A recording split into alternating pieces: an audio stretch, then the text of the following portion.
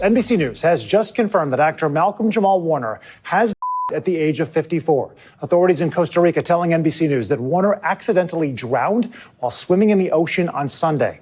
Warner is best known for... What if the passing of Malcolm Jamal Warner wasn't a freak accident in the turquoise waters of Costa Rica, but the closing move in a long, cold game played by people powerful enough to make it look like fate? We've all seen the official line, swept by a current, pulled to shore by strangers, life slipping away before medics could bring him back. But away from the police reports and solemn tributes, there's another version that has been whispering its way through industry corridors. That someone wanted Warner silent, and they made sure the ocean did the work. Look, I enjoyed everything there was to enjoy about growing up on television, but there was a responsibility because I had a head on my shoulders, and I was around other people who had head on their shoulders. So that access didn't really come down my path because I wasn't around. In this telling, the tragedy starts not in the surf, but months earlier, with Warner sitting on information he was never meant to have. He had been digging, quietly at first, into long-buried stories about Bill Cosby, the man who once played his TV father, and the unseen machinery that had protected him for decades. Those close to him say he was troubled, pacing through late-night phone calls, hinting that he had stumbled onto something bigger than any one person. When his mother, Pamela Warner, would later find a small black USB drive in a drawer labeled in her son's handwriting, "In case something happens to me," it became impossible for her to believe the drowning was random. Pamela has told confidants that plugging in that drive was like opening a trapdoor into a hidden world. There were documents, emails, scanned contracts with names blacked out but still guessable, and the most damning, a folder tagged blackmail file. That file, according to those who've seen it, painted an ugly, organized picture, compromising photos, recordings, and personal dirt on a roster of Hollywood names, Warner included. It was the sort of leverage that keeps people obedient, erases inconvenient voices, and buys time for predators to keep operating. The idea that her son's life might have been steered and monitored through that file turned her grief into a kind of cold, burning outrage. To me, when I was on the show and we had such good times together, I was probably 18 and Malcolm was probably 17, 16, I don't know. Wow. And we would take walks together, all of us, and pick up food, talk, played basketball, hung out on the weekends, went to parties together. He was so good. We have to remember who Malcolm Jamal Warner was in this industry, the rare child star who grew into a respected adult artist without scandal clinging to him. He didn't court tabloid drama, didn't flaunt his private life, didn't get pulled into the usual self-destructive cycles. That kind of clean reputation makes a man harder to smear, unless, as the theory goes, you already have the means to frame or disgrace him if he steps out of line. The blackmail file suggested Cosby's so-called shadow network had those means ready, and if Warner had decided to challenge that machine, the stakes would have been nothing short of life and career ending. Adding to the unease is a story from a former Cosby Show staffer who now claims they met Warner in the days before he left for Costa Rica. Over coffee in a quiet LA cafe, this person allegedly leaned in and said something like, "You're walking on ground that's mined. Turn back." Whether it was meant as a warning from a friend or a veiled threat disguised as concern, we'll never know, but the timing, just 72 hours before Warner would be fighting for breath in rough foreign waters, leaves a shiver in its wake. Know that this incident took place on Sunday in Costa Rica. He was on a family vacation. He was swimming off of the coast of a town called Cocles in the province of Limon.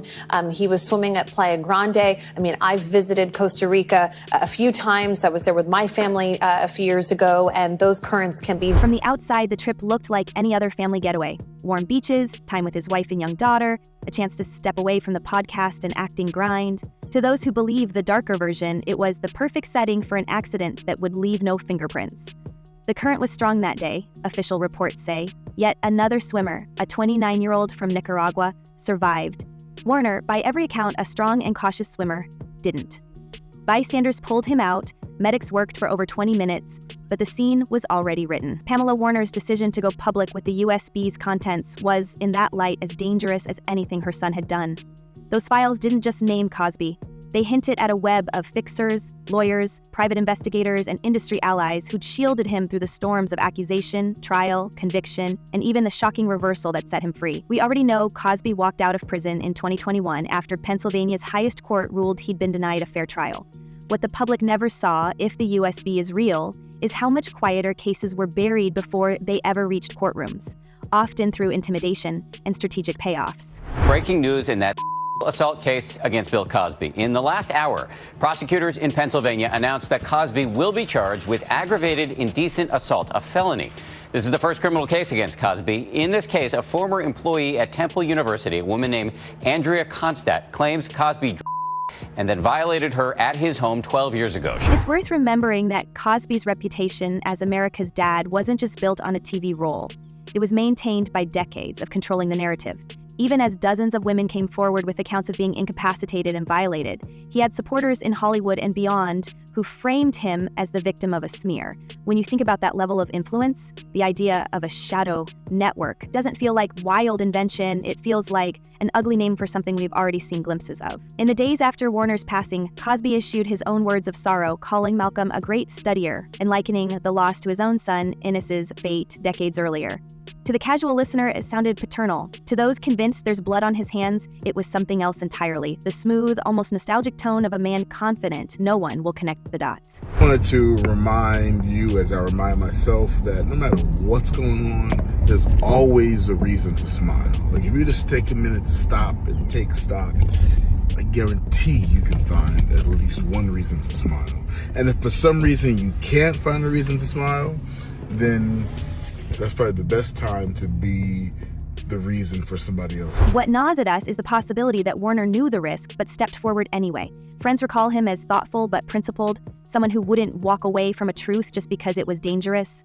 If the files are accurate, if they truly showed years of calculated cover-ups, then handing them to someone he trusted, his mother, was his way of making sure the story couldn't vanish with him. Whether that was a safeguard or the spark that triggered his final hours is the question that refuses to go away. And then there's the pattern. The more we comb through timelines, the more the coincidences pile up.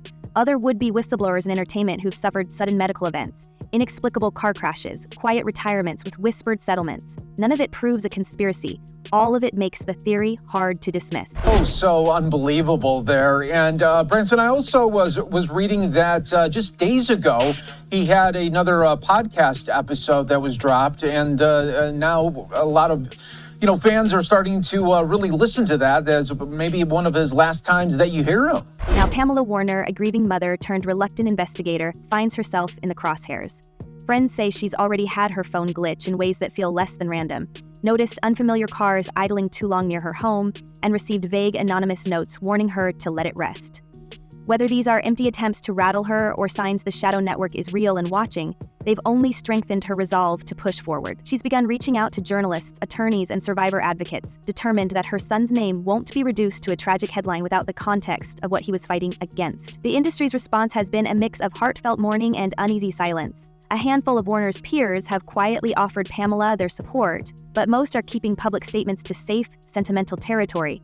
Nobody with current projects to protect is eager to be seen feeding a narrative that implicates Cosby, especially one that suggests his reach extends well beyond the courtroom and into the kind of covert operations you'd expect in political thrillers, not sitcom alumni circles. My point is, okay, listen to me carefully. I'm telling you where the road is out. Now, you want to go here or you want to be concerned about who's giving you the message? Still, the whispers grow louder. Crew members from The Cosby Show's later seasons talking about closed-door meetings they were told to forget. Former assistants recalling nights when Warner seemed tense, distracted, and unwilling to talk about who'd just called him. Even an old network publicist, long retired, hinting that there were files kept for insurance purposes, the kind that could be a shield or a sword depending on who held them. As we piece this together, the emotional weight is impossible to ignore.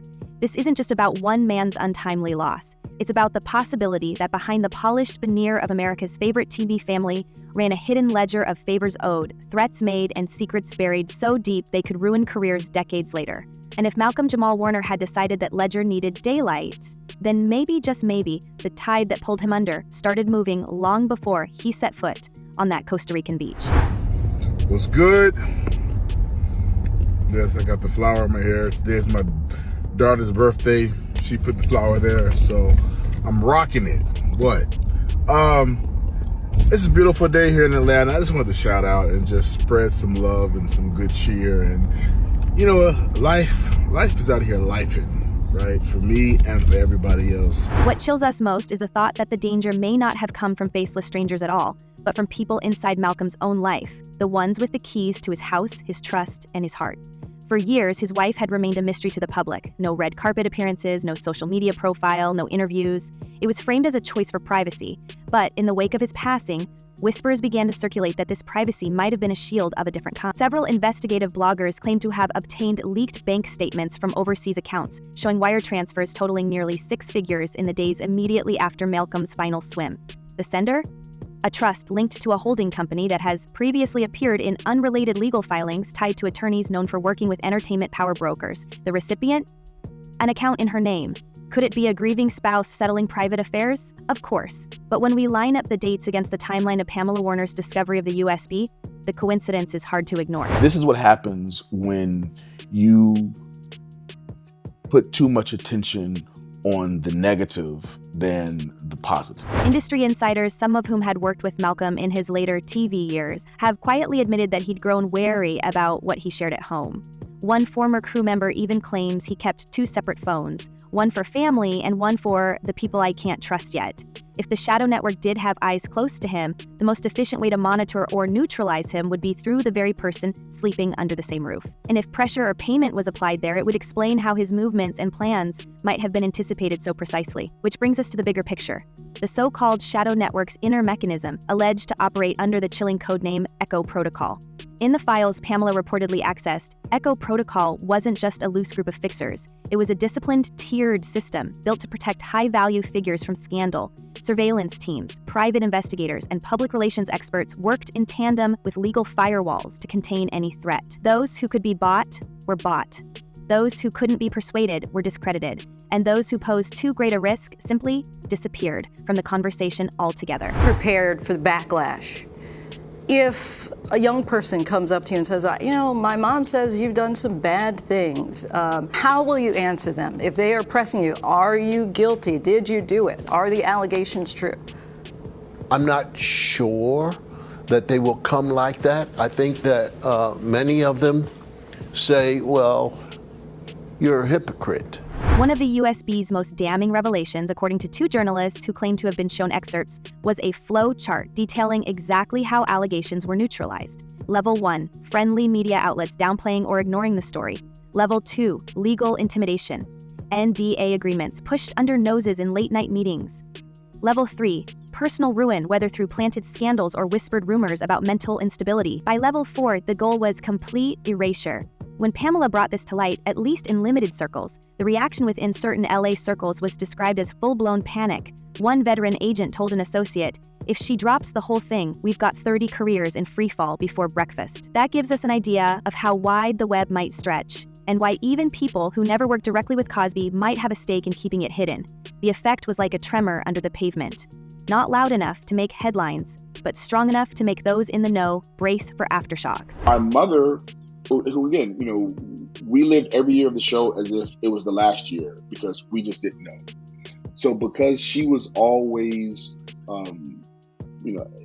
impressed upon me the importance of what was happening down the line and not just with this show, there wasn't really space to just be like, hey, I'm chilling because I'm on TV and this is... From the moment Echo Protocol's name began to circulate in hushed conversations, patterns started to emerge in hindsight. Stories that had vanished from entertainment blogs within hours, court cases that ended abruptly with sealed settlements, celebrities who retreated into health breaks right after making veiled accusations.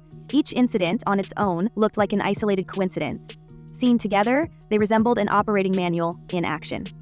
It's worth noting that Cosby himself, post-release, has consistently projected confidence, even defiance, in public appearances. Whether that's the swagger of a man who believes he's been vindicated, or the calm of someone who knows the machinery protecting him still hums in the background, is a matter of perspective. What the USB files suggest is that his protection didn't come from charisma alone. It came from a cultivated ecosystem designed to anticipate and extinguish threats before they could ignite. Between gigs, I could float and things are cool. But, there's another level of responsibility, having a wife and a daughter. So there's that. But there's also there is a newfound freedom that I that I'm having with my craft. So where does this leave Malcolm's story? If the theory holds, he was never just another name on a list. He was a uniquely dangerous adversary, a public figure beloved by multiple generations with enough credibility to sway audiences who might otherwise dismiss accusations as sour grapes. Silencing him would not only remove a potential witness, it would send a warning to anyone else thinking of stepping out of line. We have to ask ourselves, if someone with Malcolm Jamal Warner's visibility and clean reputation could be swept aside without a single arrest or even a formal inquiry, what chance does an unknown crew member or a former assistant or a first-time accuser have? The chilling answer is part of why Pamela's decision to step forward is so pivotal. Even if she never releases every byte of that USB, the fact that it exists and that others know it may be enough to disrupt Echo Protocol's sense of invincibility. Now to that ABC News exclusive, Bill Cosby responding to questions about allegations of assault for the very first time. The actor and comedian is in Alabama, where he is spreading his message of education, preparing to speak with students later today. Yet there's an equally unsettling possibility that the network has already adapted. Every time a tactic is exposed, new ones are developed. Every leak triggers an internal sweep, rooting out weak links. By the time the public learns the name Echo Protocol, the real operation may already be functioning under a different label, with a refined playbook. And if that's true, then the threat hasn't passed. It's evolved. The silence from Malcolm's closest friends since Pamela's revelation has been telling. Some may simply be processing grief. Others, we can't help but suspect, might be calculating the personal cost of speaking out. One high-profile co-star who had initially planned to give an exclusive interview reportedly canceled at the last minute, citing unexpected obligations. Whether that was self-protection or outside pressure, we can only speculate. I hate to bring up the sad news, but news did break today of the untimely passing of Malcolm Jamal I can't believe it. Pamela, for her part, has remained steady but guarded. In the rare moments she's spoken publicly, she avoids sensationalism, sticking to phrases like, "people deserve to know the truth," and "this isn't over." It's a deliberate tone, one that leaves space for allies to step forward without forcing them into open confrontation with whatever remains of Echo Protocol. And so we're left staring at a picture with too many missing pieces.